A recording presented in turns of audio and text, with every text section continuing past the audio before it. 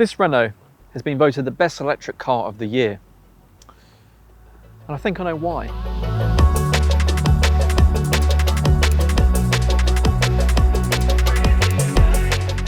But this isn't just some quirky retro throwback. Renault wants this to be your everyday electric hatchback. But is it actually any good to live with? Or will it make you want to buy another boring grey crossover?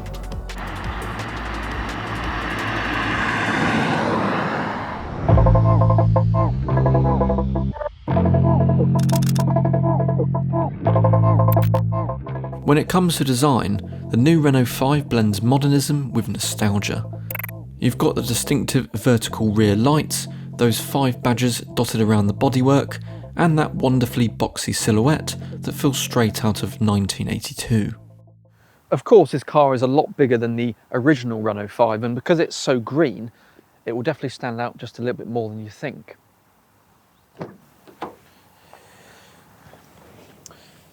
In the interior, it's actually really lovely. You get a nice mix of physical buttons, thank you Renault, and modern touchscreen displays. You've also got this digital screen here in the middle, which sort of mimics an old rev counter. It's a nice nod to the original there. Everything feels really solid and refreshingly simple. I do really like these seats as well. They're kind of bucket shaped, but also a nice throwback to the original Renault 5, as well as this sort of dash here in the middle too. The only thing I don't like about the interior is the monumental amount of stalks you get on the right hand side of the steering wheel. You've got your gear select, you've got your wipers, you've also got your volume for radio, and I think that's just too overcrowded here. But other than that, everything in here is brilliant. So, what's it like every day? So, we're about to do our daily commute. Let's see how well it does.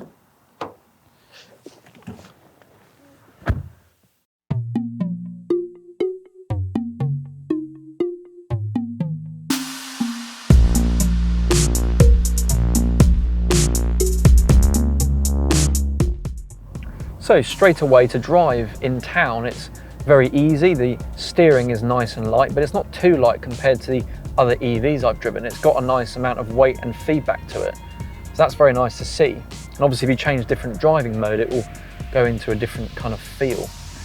Visibility is also really good. You've got large windows here on the side. And yeah, it's because it's shaped like a Lego brick, you can kind of see everything. Of course, the big bonus of being a small car is the turning circle. As you can see, it's no different here. It's very good around the corners, perfect for city driving.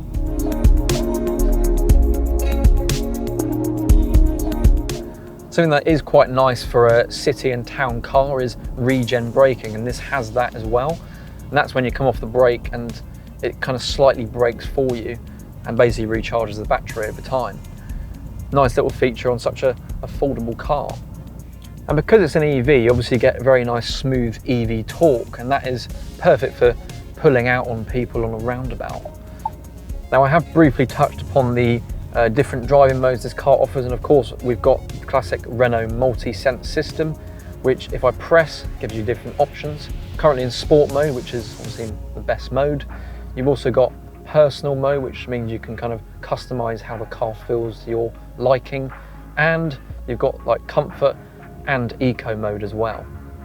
And something that seems to be the norm nowadays is AI integration, which this car has. If I say, hey Renault, can you roll down all the windows for me? There we are. How brilliant is that? Hey Renault, roll up all the windows, please. Thank you. So now that we're arriving at work, we're now going to park, and that should be quite easy in this.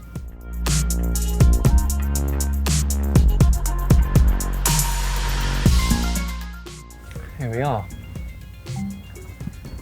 Thanks, Renault.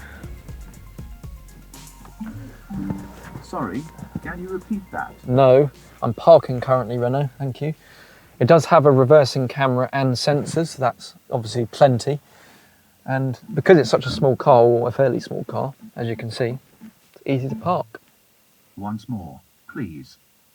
Yes, the Renault electric cars are designed to be compact and easy to maneuver. making parking a breeze. See, even Renault knows Their that. small size contributes to their agility in urban environments. So the new Renault 5 is very comfortable, very easy to drive, and also very easy to park.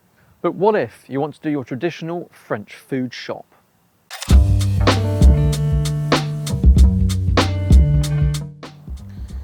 So as you can see, I've got a traditional French food shop, and it should be enough to fit in the back of the Renault. Now the boot is 320 litres thereabouts, which is about the same as a Golf or a Clio, so very usable.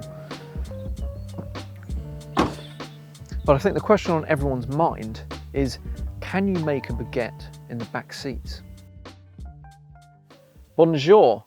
So as you can see, I'm in the back of the Renault 5 and we are ready to cook in proper French fashion. Now I'm going to be making a baguette with some ham in it and some cucumber and some lettuce. And that's going to be for the crew, which there is only one of. So let's get started. Right, first of all, we need to actually open the baguette.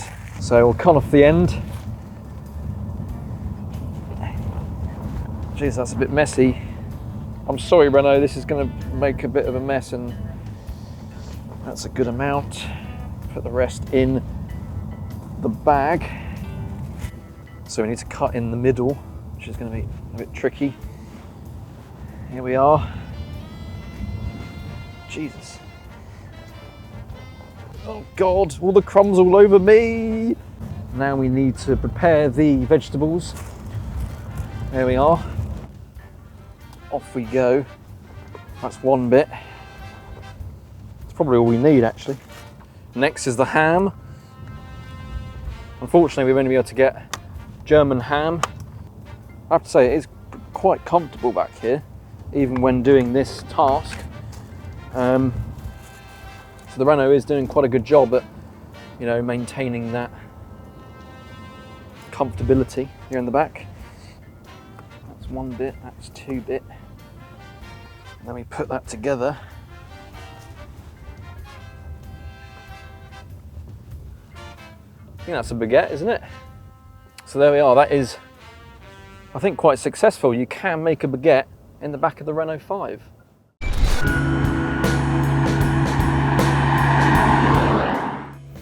Now let's be serious for a little bit. I genuinely really like this Renault. I'm like a lot of petrol heads, I don't really like EVs very much. You know, they're very soulless and they almost feel like appliances. There's something about this Renault that just feels right. In the sport mode, the handling feels playful and the instant torque gives it that eager feel. And even though it has about 150 horsepower, it actually feels quite nippy. In the Benz, it really does have that hatchback feel, and that's really missing in today's sort of, you know, EV market. So it is very nice to see it in this sort of car. And honestly, the biggest thing for me is the design. I think they've absolutely nailed it. It's, you know, very retro looking without being too gimmicky. And I'm also really glad that they didn't bring the name back as an SUV, because, you know, Renault have already got, what, thousands of those? Of course, the car isn't perfect. There is an annoying speed limiting chime that will drive you a bit mad. There you are. Although thankfully you can actually turn it off, which is good. And also I do feel the range is a little low. Obviously if you are driving around in a city, then it's kind of perfect. But obviously 220 miles isn't, you know, going to get you to Paris and back, for example. Overall, I think driving this around has actually made me realise that this is a really good EV compared to all the other ones.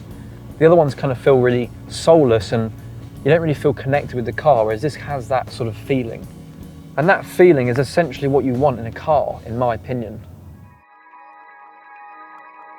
I can really see why this Renault has gotten so much praise. It's smooth and easy to drive, the stylish retro looks turn heads, you get a comfortable interior with decent practicality and easy charging, but most importantly, it might just be the first electric car that I've genuinely bonded with, and that's a win in my book.